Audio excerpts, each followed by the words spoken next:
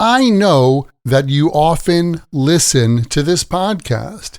Maybe it's because you like to hear authentic American English, and you find that this helps you speak English a little better. Well, today, it's all about dropping the T. Let's dive in. Welcome to another Happy English podcast coming to you from New York City. And here's your English teacher, Michael. All right, thank you, John, and thanks, everyone. It's Michael here from Happy English, and I help people speak English better. And this is Happy English Podcast, episode 826. Please drop the T. Hello and welcome. Thanks for joining me for another episode of the Happy English Podcast. I'm your English teacher, Michael, and I'm so glad you could join me here. Today, we're diving into one of those little pronunciation secrets that can really help you sound more natural when you speak English. You might have noticed that in a lot of words, the T sound just disappears, or sometimes it sounds more like a D.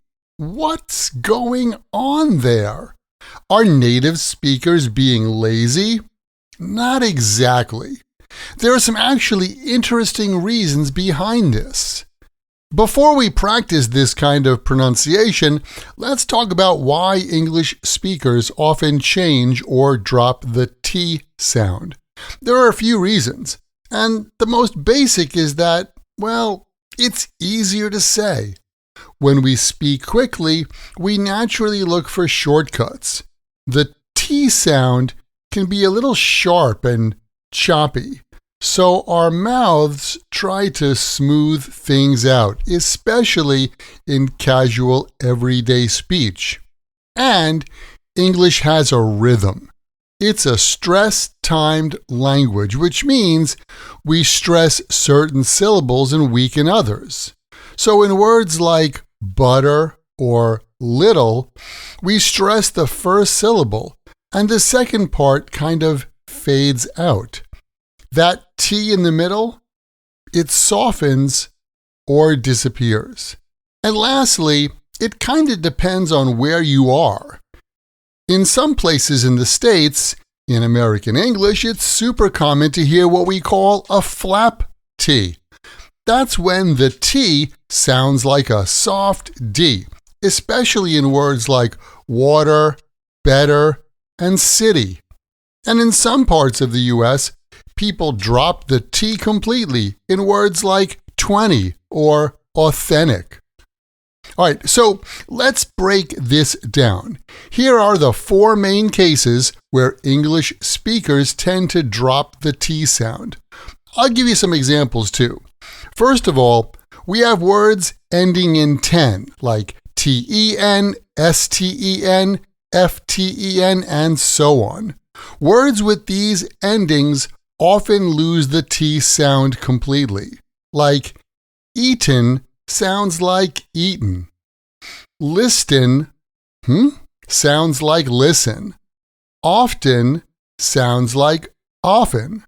Soften sounds like soften. Frighten sounds like frighten. Listen to those words again. Eaten, listen, often, soften, frighten. And now listen to this. I've already eaten lunch. I've already eaten lunch. You'll probably hear yourself skip that T in eaten.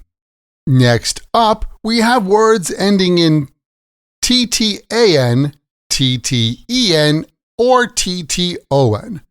This one's a big group, and it includes a lot of everyday words, like bitten sounds like bitten. Button sounds like button. Cotton sounds like cotton.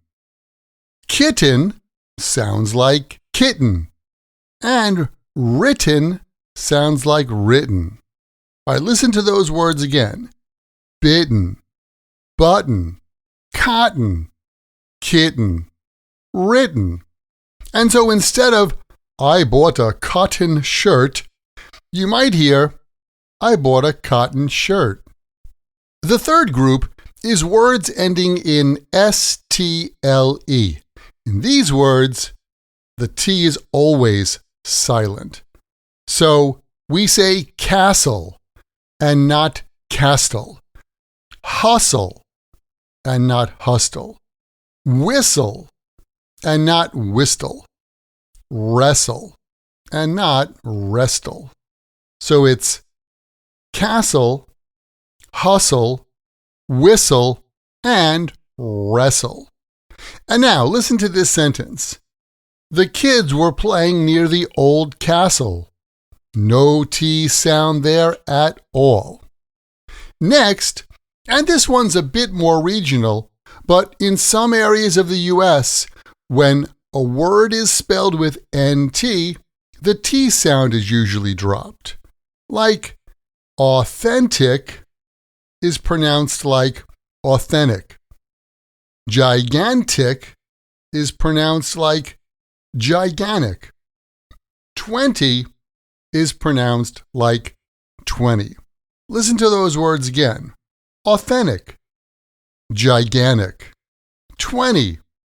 And so, for example, there were 20 people there becomes there were 20 people there. 20. I'm sure you've heard that a lot before, right? And one more thing.